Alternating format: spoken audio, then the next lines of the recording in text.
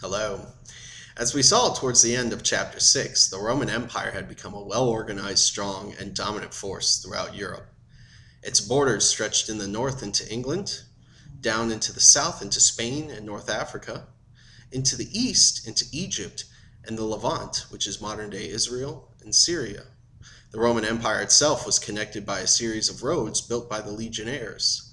These roads helped foster trade and brought great wealth to the Roman Empire, and sometimes with that great wealth led to corruption.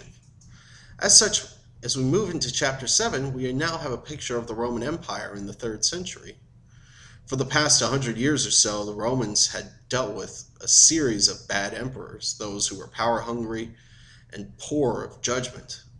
Sometimes these emperors would kill each other off, sometimes one only serving for a year or maybe even a couple months before a new emperor would show up.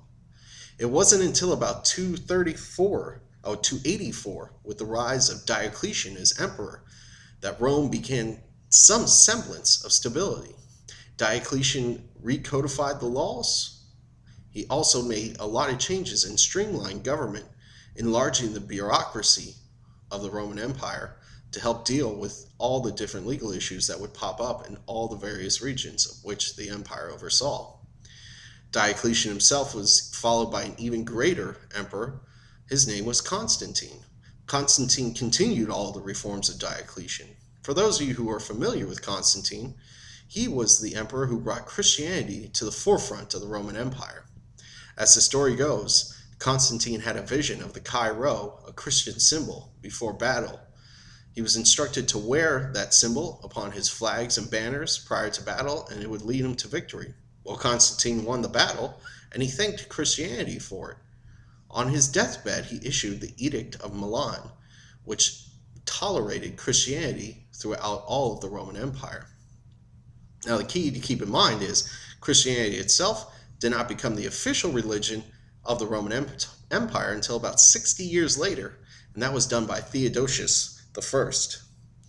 After Theodosius, the Roman Empire itself began to fracture in half, with one part being ruled by Rome in the west and another part being ruled by the city of Constantinople in the east.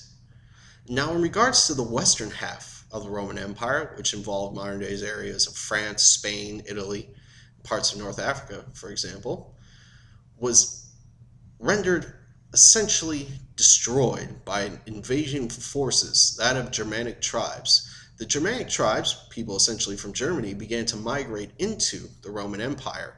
They disrupted all these trade routes, they set up minor kingdoms throughout parts of the Western Empire, and eventually even sacked the city of Rome, destroying the city of Rome itself. In a bit of poetic irony, the last true Roman emperor to sit on the throne in Rome, his name was Romulus Augustus. If you remember back from our previous chapter, it was one of the twin brothers Romulus upon which Rome was named for. So sometimes history has an interesting way of working out. Now, one thing to keep in mind as well is that though the Western Empire essentially began to fall apart during this time period, the eastern part of the Roman Empire, that which was headlined by the city of Constantinople, actually began to thrive and even prosper, and would do so, in fact, and last for another 1,000 years. We'll hear more about Constantinople in the following chapters and the area which would eventually become the Byzantine Empire.